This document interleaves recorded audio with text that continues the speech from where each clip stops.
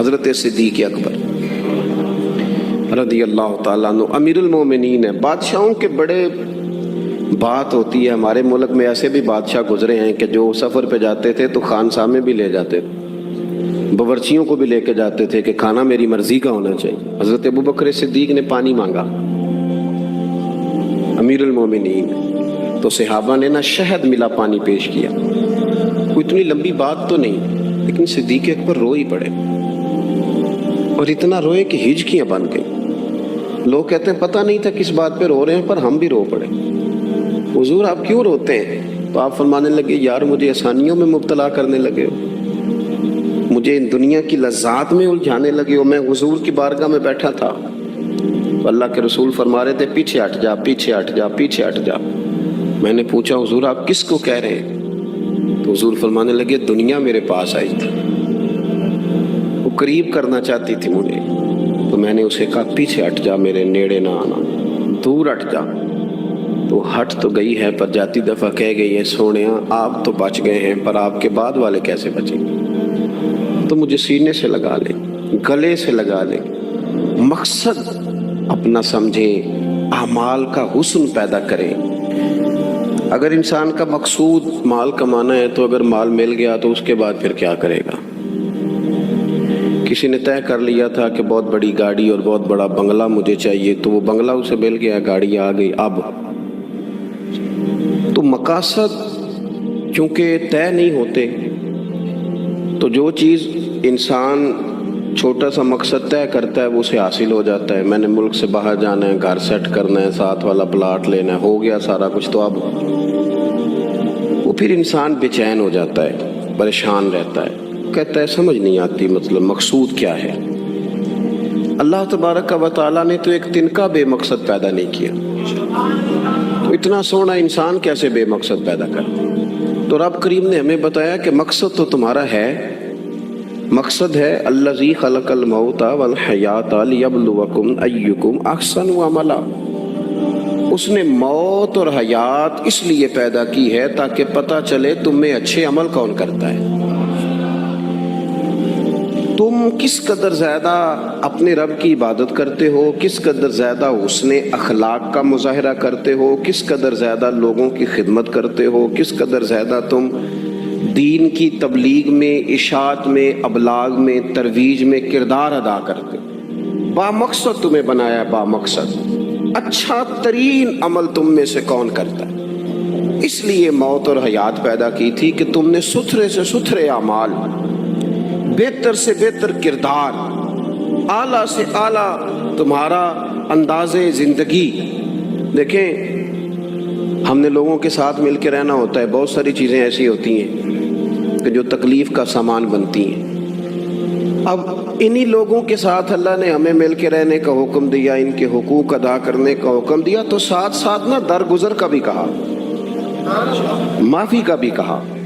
جب انسان معافی کر دینے والا ہو جاتا ہے, درگزر والا ہو جاتا ہے, تو پھر وہ بڑا ہو جاتا ہے, بڑے دل والا ہو جاتا ہے, بڑے حوصلے والا ہو جاتا ہے, بڑے ضرب والا ہو جاتا ہے, اس کی زندگی حسین ہوتی.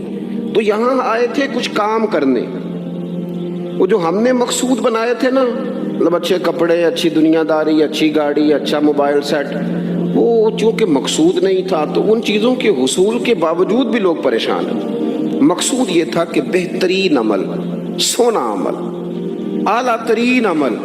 میرے رسول پاک صلی اللہ علیہ وسلم کے غلاموں نے نا وہ عمل کر کے دکھایا. اعلیٰ ترین مزاج رکھتے تھے اور اعلیٰ ترین خدمت, یعنی لوگ ان کا کردار دیکھ کے نا, کردار اور عمل دیکھ کے, ہم تو لمبی تقریریں کرتے ہیں, باتیں کرتے ہیں, بڑا کچھ بتانا پڑتا ہے, لیکن وہ بس تھوڑا سا نا لوگ ان کے پاس اٹھتے بیٹھتے تھے, آتے جاتے. اتنی دوڑ ہے کہ آگے بڑھ کے اور لینا ہے, اور لینا ہے, حال میں مزید کا رٹا. وہ سمجھ گئے ہم نا اڑے ہوئے. بہت سارے لوگ ایسے ہیں جنہیں صحیح بات کا پتہ چل گیا ہے, وہ فیصلہ کرنے میں دیر کر رہے ہیں. انہیں سمجھ آ گئی ہے کہ بہتر یہی ہے کہ میں وقت پہ مسجد آیا کروں. انہیں سمجھ آ گئی ہے بہتر یہ ہے کہ سویرے اٹھ کے نا واٹس ایپ بعد میں دیکھوں, پہلے قرآن پاک کی زیارت کر لیا کروں. سمجھ انہیں ہے, سمجھ ہے کہ باتیں زیادہ کرنے سے بہتر ہے درود و سلام زیادہ پڑھا جائے. پتہ انہیں ہے, وہ فیصلہ ہی نہیں کر رہے. ارادہ نہیں بنا رہے، توجہ نہیں کر رہے. جب بہت زیادہ بندہ دنیا داری میں الجھ جاتا ہے نا، بہت زیادہ، آسانیاں تو بندے کو جینے نہیں دیتی. پہلے انسان کہتا ہے کہ موٹر سائیکل ہو جائے نا تو چلو سفر آسان ہوگا. پھر موٹر سائیکل کہتا ہے ٹائر 2 ہیں، 4 ٹائروں والی ہو نا، چلو مہران ہی ہو جائے خیر ہے. لیکن مہران میں بیٹھتے ہی اسے خیال آتا ہے کہ اس کی تو سیٹیں تنگ ہیں، پھر اس سے بڑی گاڑی چاہیے. یہ روز دوڑ ہے. 5 فقیروں کسے نہیں ماریا، اے ہوئی چور اندر دا. یہ دوڑ ہے، یہ ختم. حضرت ابوبکر صدیق رضی اللہ تعالیٰ عنہ امیر تھے. ہمیں تو نا جی ایک سے ایک کھانا، اور آج یہ نہیں کھانا، آج میری مرضی کا کھانا، یہ میری مرضی کا، یہ میرے بچے کی مرضی کا، یہ فلانے کی مرضی کا. وہ خواہشات کا انبار. اور نفس بچے کی طرح ہوتا ہے، خواہش پوری کرو تو فوراً ہی دوسری بھی بتا دیتا ہے، دوسری پوری کرو تو تیسری کی بھی خبر دے دیتا ہے. ہم نا چونکہ الجھ جاتے ہیں، پھر وہ الجھاؤ ہمیں باہر نہیں نکلنے دیتا. اگر تھوڑا تھوڑا کر کے، میرا مطلب یہ ہے کہ زندہ رہنے کے لیے روٹی کھانی ہے نا. مثلا روٹی کا لطف کتنی دیر ہوتا ہے، جتنی دیر منہ میں چباتے ہیں، اس کے بعد ختم. تو کپڑا تو پہننا تھا بدن چھپانے کے لیے، اس میں وہ کدھر سے آ گئی ساری کہانیاں جو آج بن گئی. اور اتنے میں نے عجیب و غریب نظام دیکھا ہے کہ نوجوان ہے، اچھا بھلا سیانا آدمی، کپڑے اس نے تازے سلوائے ہیں، اور 99 لوگوں نے کہا ہے صحیح لگ رہا ہے، تو صرف ایک نے کہا ہے نہیں ٹھیک لگ رہا. وہ پریشان ہو جاتا ہے، کہتے بھی اس کا کچھ کروں. کیوں؟ اس لیے کہ یہی سارا مقصود سمجھ لیا ہے، کپڑے پہننا، اسی میں الجھ جانا. میں اکثر دوستوں سے کہتا ہوں، میں خود کسی دوسرے کی بات نہیں کرتا، بہت زیادہ عمر نہیں میری، میں خود جایا کرتا تھا. شادی کوئی آ گئی تو 2-3 دن پہلے ابا جی کہتے تھے پرانے جوتے کچھ گنڈوا لا، کچھ پالش کرا لا. توڑے میں ڈال کے جانا موچی کے پاس، اس نے کچھ سیٹ کر دینے. اب کہاں رہ گیا جی یہ کام؟ چھٹی نہیں ہو گئی. اب کون سا ایسا سلسلہ ہے؟ وہ جو کہیں سے کپڑا تھوڑا پھٹ جاتا تھا نا، تو اماں اس کو اس طرح پیوند کراتی تھی کہ ڈیزائن بھی بن جاتا تھا اور کام بھی چل جاتا. کدھر گیا وہ دور؟ لیکن تکلیف دیکھ لیں آج پہلے سے زیادہ ہے، لڑائی پہلے سے زیادہ ہے، آزمائش پہلے سے زیادہ ہے. کیوں؟ جتنی بھی خواہشات آپ بڑھاتے جائیں گے نا، مقصد فوت ہوتا جائے گا. جتنی بھی مقصود سفر کرنا ہے، گاڑی دکھانا تو مقصود نہیں نا. لیکن ہمیں وہ والی گاڑی چاہیے کہ لوگ ایک دفعہ انگلی منہ میں ڈالیں کہ وہ اس گاڑی پہ بیٹھا ہوا ہے. ہم مقصد سے پیچھے ہٹیں گے جب پھر تکلیف میں آئیں گے، پھر آزمائش. زندگی میں ہم نے جو چیزیں مینج کی ہیں وہ ساری دوسروں کے لیے، ہمارے لیے کوئی شے بھی نہیں. ولیمے پہ گئے تاکہ برادری راضی ہو جائے، تعزیت کے لیے گئے تاکہ محلہ راضی ہو جائے، فلانا کام کیا تاکہ لوگ جو ہیں وہ میرے حق میں ہو جائیں. ساری زندگی دوسروں کے لیے جی کے گزار دی، اور آپ نے 99 نیکیاں کی، ایک خامی آئی تو لوگ تو وہ تھے جو پھر بگڑ گئے. تو بہتر نہیں بندہ رب کو ہی راضی کرے. واللہ ورسولہ احق ان یرضوہ، اللہ اور اس کے رسول کا زیادہ حق ہے کہ انہیں راضی کیا جائے، ان کا زیادہ حق. اپنی زندگی میں معاملات کو ترتیب دیں، ایک مخصوص ذہن بنائیں. اتنا سویرے قرآن شریف پڑھنا ہے، اتنا درود پاک، اور یہ راز ہو ہمارا اور ہمارے رب کا، یہ راز ہو. اتنی دیر مصلی پہ بیٹھنا ہے.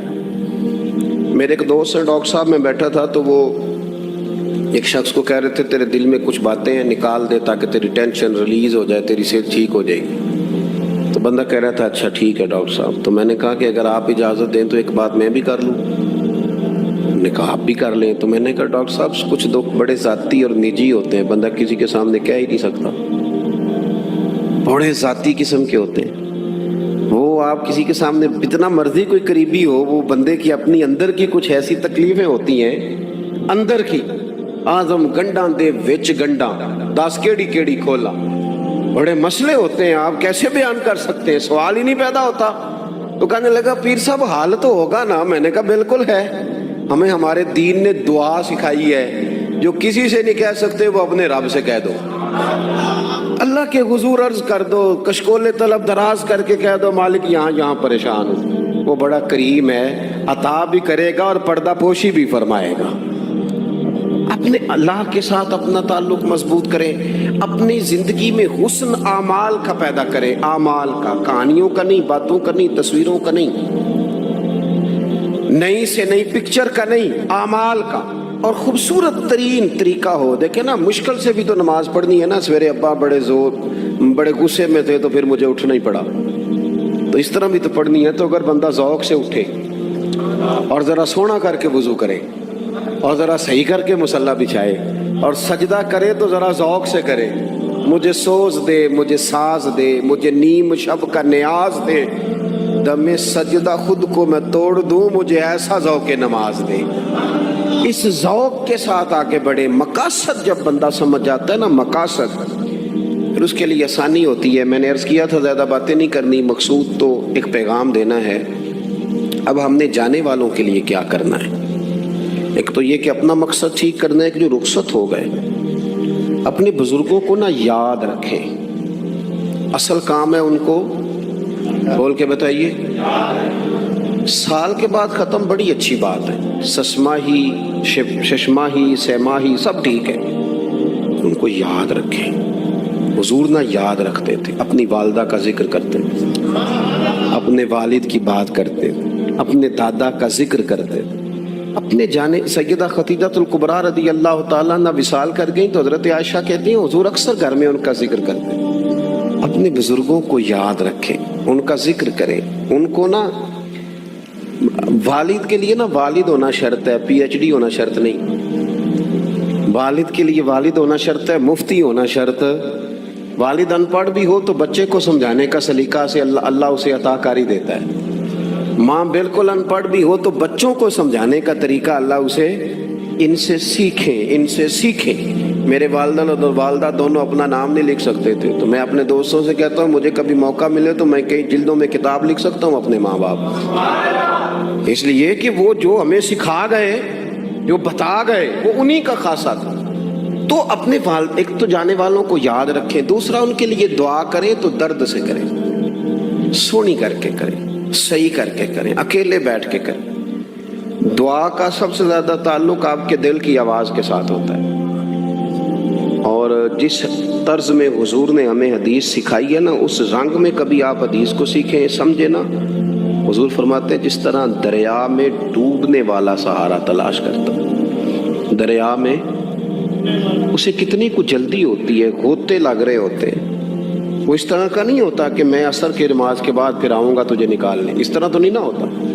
دریا میں ڈوبنے والا جس طرح کشتی سہارا تلاش کرتا ہے, حضور فرماتے ہیں اس طرح قبر میں جانے والا دعاؤں کا انتظار کرتا ہے. آپ نے دیر کر دی دعا مانگنے میں, ختم دلانے میں دیر کر دی.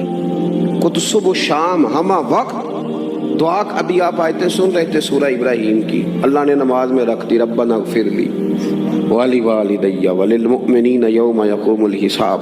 ایک تو انہیں یاد رکھیں, خوب دعا کریں. اور دوسرا, کوشش کریں کہ وہ جو نیکیاں کرتے تھے وہ نیکیاں بھی جاری رہیں. جن لوگوں سے ان کا اچھا تعلق تھا وہ تعلق بھی قائم رہے. یہ بھی کوشش کریں کہ ان کے لیے صدقات و خیرات کریں, اور قیمتی صدقہ دیں. قیمتی, میں بات ختم کرنے لگا ہوں بس. قیمتی صدقہ دیں, قیمتی. 15 تولے سونا گھر میں پڑا ہوتا ہے, قیمتی ہوتا ہے نا. کبھی کسی نے چوک میں بتایا کہ آج 15 تولے سونا میرے گھر میں پڑا ہے, بولو نا, لگتا ہے تو 10 چھڑنا ہے. اگر گھر میں 50 لاکھ روپے کیش پڑا ہو تو چوک میں گلی میں آ کے آپ بات کریں کہ گھر میں پیسے پڑے ہیں, کیوں؟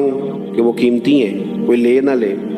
تو یہ جو 5000 مسجد دیکھ کے سارے محلے کو بتاتے ہو, یہ بھی صدقہ تھا, یہ بڑا قیمتی چیز تھی. یہ بتانے والا نہیں تھا, یہ تو نیکی تو قیمتی تھی.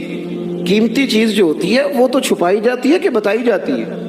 یہ جو بیٹیاں ہیں نا اسلام کی, مائیں بہنیں, یہ قیمتی ہیں. اس لیے اسلام انہیں کہتا ہے تم گلیوں اور چوکوں میں آنے والی نہیں, قیمتی چیزیں. قیمتی چیزیں گھر کے اندر رہا کرتی. تم قیمتی چیزیں ہو, تمہارا وجود قیمتی ہے. تم کبھی ماں ہو, کبھی بیٹی ہو, کبھی بہن ہو, کبھی بیوی ہو, قیمتی ہو. اس لیے تمہیں اسلام کہتا ہے کہ گھر کے اندر رہو گی تو تمہاری قیمت رہے گی.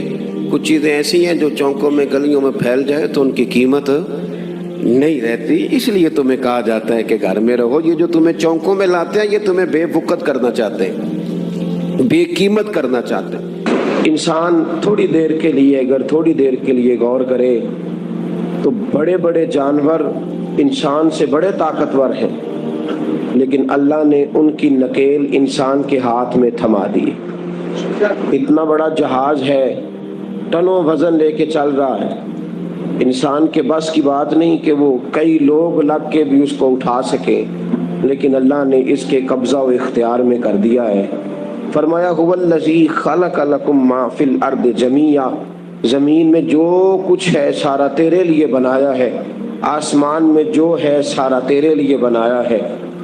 وما خلقت الجن والانس الا لیعبدون، فرمایا کل کائنات میں نے تیرے لیے بنائی ہے اور تجھے میں نے اپنی عبادت کے لیے پیدا فرمایا ہے۔ تو جنوں اور انسانوں کو اللہ نے اپنی عبادت کے لیے تخلیق فرمایا۔ مقصد زندگی، مقصد تخلیق، دنیا میں آنے کا مقصد اولین اور مقصد آخرین اللہ کی عبادت، اللہ کی معرفت، اللہ کی طرف توجہ، اللہ کی طرف رجوع، یہی ایک مقصد تھا انسان کے آنے کا۔ اسی کو قرآن نے بیان کیا تھا۔ اپنے اپنے مقاصد، درود شریف پڑھنے والے بلند، صلاۃ و سلام علیک یا سید یا رسول اللہ۔ اپنے اپنے مقاصد، اپنے اپنے معاملات کو ہم نے ترتیب دے لیا ہے۔ صبح سے شام تک کے معاملات سارے کے سارے ہمارے ذاتی، نجی اور ہمارے اپنے بنائے ہوئے مقاصد کے تحت گزر رہے ہیں۔ حالانکہ رب کریم نے فرمایا کہ انسان، میں نے تجھے اپنی عبادت کے لیے بنایا ہے، اپنے لیے تجھے بنایا ہے، تو میری بارگاہ میں سجدہ ریز ہو، تو میری بارگاہ کی طرف توجہ کرے، تو میرے لیے تسبیح پڑھے، تو تحلیل کے جملے بولے، تو تکبیر کہے، تو میرے محبوب پہ نازل ہونے والے قرآن کی تلاوت کرے۔ تجھے تو اس لیے بنایا تھا۔ عبادت کا معنی یاد رکھیے گا، عبادت کا معنی فقط نماز پڑھنا نہیں، عبادت کا معنی صرف نماز پڑھنا نہیں، نماز عبادت کا ایک جز ہے، نماز عبادت کا ایک حصہ ہے۔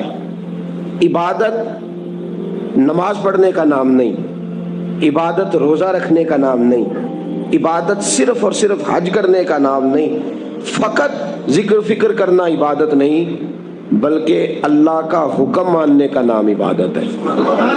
خدا رسول کی بات ماننے کا نام عبادت ہے۔ جہاں جانے کا خدا حکم دے وہاں چلے جاؤ، یہ عبادت ہے۔ جہاں جانے سے منع کر دے وہاں کبھی نہ جاؤ، یہ عبادت ہے۔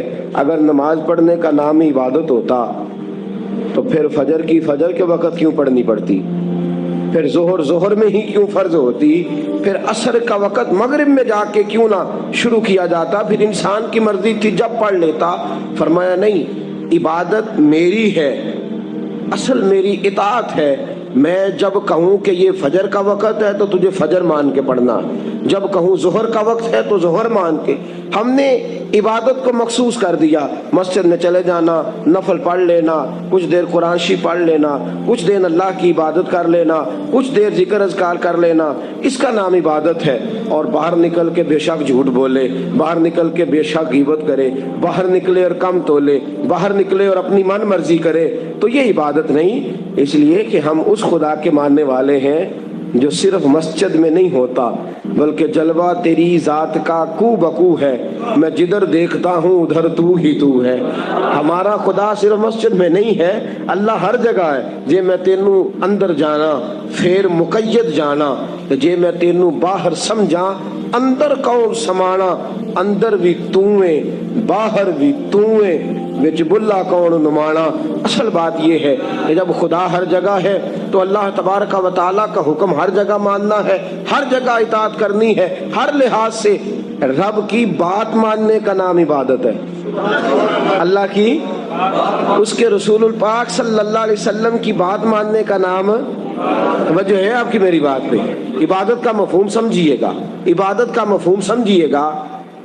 ہمارا وہ دین نہیں جو پنڈتوں، جوگیوں، راہبوں کا مذہب ہے کہ جنگلوں میں نکل جاؤ، تسبیح لے لو، میں کھٹکتا ہوں دل عالم میں کانٹے کی طرح اور تو فقط اللہ اللہ اللہ۔ یہ مذہب نہیں۔ ہمارا دین کہتا ہے مسجد میں بیٹھ کے جو ذکر کرے گا اسے بھی ثواب ملے گا، اور جو محنت کر کے کما کے بچوں کو کھلائے گا اسے بھی ثواب ملے گا۔ ہمارا دین یہ کہتا ہے جو مسجد میں بیٹھ کے قرآن پڑھے گا اسے بھی ثواب ملے گا، اور جو گلی میں پڑا ہوا کانٹا اٹھا دے گا اسے بھی اللہ اجر عطا فرمائے گا۔ اللہ کا حکم ماننا، اللہ کا हुक्म मानने का नाम इबादत। महमूद गजनवी के पास हीरा है। महमूद गजनवी के बड़े गुलाम थे, तो एक बड़ा प्यारा था उसे, आप जानते हैं उसका नाम क्या था? अय्याज महमूद गजनवी को बड़ा तो हसद शुरू हो जाता है हर जगह, इल्ला माशाअल्लाह। लोग कहने लगे बादशाह हर वक्त इसी को प्यार करता रहता है, हर वक्त इसी की तरफ तवज्जो करता रहता है। बादशाह ने एक दिन आजमाना चाहा, इतना हीरा था, मोटा हीरा बादशाह के पास। बादशाह ने एक वजीर साहब को बुलाया, कहा ये ईंट पकड़ो, हीरे पे मारो, इसे तोड़ दो। कहने लगा बादशाह बात तेरी ठीक है, पर बड़ा कीमती हीरा है, क्यों तड़वा रहे हैं आप? माल खजाना में रख दें, काम आएगा, किसी न किसी जगह पे इस्तेमाल हो जाएगा, आप क्यों इसको तड़वाने की जिद कर रहे हैं? बादशाह सलामत ने कहा अच्छा तुमने ठीक मशवरा दिया, मैं ही जज्बात में आ गया था। एक दूसरे आदमी को बुलाया, उसको कहा ये हीरा तोड़ना है। उसने कहा बादशाह मुझे लगता है पूरी दुनिया में इतना मोटा हीरा तेरे पास है, किसी और के पास नहीं होगा। ये तोड़ने की चीज नहीं, तिजोरी में संभालने की चीज है, इसे संभाल के रख। तीसरे को बुलाया, चौथे को बुलाया, जिस जिसको भी बुलाता रहा वो बादशाह को समझाता रहा। जिस जिसको बुलाया बादशाह को समझाया। अय्याज की बारी आई, कहा अय्याज इधर आ, तवज्जो है आपकी?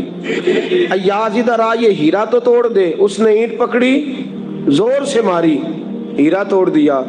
बादशाह कहने लगा बड़ा बेवकूफ है भाई तू, ये सारे मेरे खैर खाते मुझे समझाते रहे और तूने ख्याल ही नहीं किया, मैं बेवकूफ था तो तू भी साथ हो गया, तोड़ ही दिया। कहने लगा बादशाह गलती हो गई, मुझसे गलती हो गई, मुझे नहीं तोड़ना चाहिए। उसने कहा अच्छा चल छोड़, एक बात बता, तेरे सामने जो सब मुझे मशवरे दे रहे थे तो तूने क्यों नहीं दिया? मैंने तुझे कहा तोड़ दे, क्या लफ्ज अय्याज ने कहे, कमाल कर दी। कहने लगा बादशाह मेरे दिल में ख्याल आया हीरा टूटता है तो टूट जाए, मेरे बादशाह का हुक्म नहीं टूटना चाहिए। ये टूटता है तो टूट जाए, ये किरची किरची होता है तो हो जाए, खजाना खाली होता है तो हो जाए, लेकिन मेरे मालिक का हुक्म नहीं टूटना चाहिए। बादशाह मैं हर चीज तोड़ दूंगा पर मैं तेरा हुक्म नहीं तोड़ सकता। बस दोस्तों यही इबादत है, बिला मिसालो बिला तशबीह बात समझिएगा। जिसने खुदा का हुक्म तोड़ दिया उसने इबादत नहीं की, और जिसने खुदा का हुक्म अच्छा आओ नमाज के लिए। दुकान का वक्त है, गाहक भी ज्यादा आ गए हैं, रश पड़ गया है, अब थोड़ा वक्त मुश्किल हो जाएगा, जरा थोड़ी देर में पढ़ लूंगा। हीरा टूटता है तो टूट जाए, गाहक आने का सिलसिला टूटता है तो टूट जाए, रोजी आने का सिलसिला टूटता है तो टूट जाए। मुसलमानों खुदा का हुक्म नहीं टूटना चाहिए, रसूलुल्लाह का फरमान नहीं टूटना चाहिए। मेरे रसूल पाक सल्लल्लाहु ताला अलैहि वसल्लम का इकबाल ने क्या कहा? कहने लगा ए ताइरे लाहौती, उस रिज्क से मौत अच्छी जिस रिज्क से आती हो परवाज में कोताही। कहा खुदा का हुक्म न तोड़ बैठना,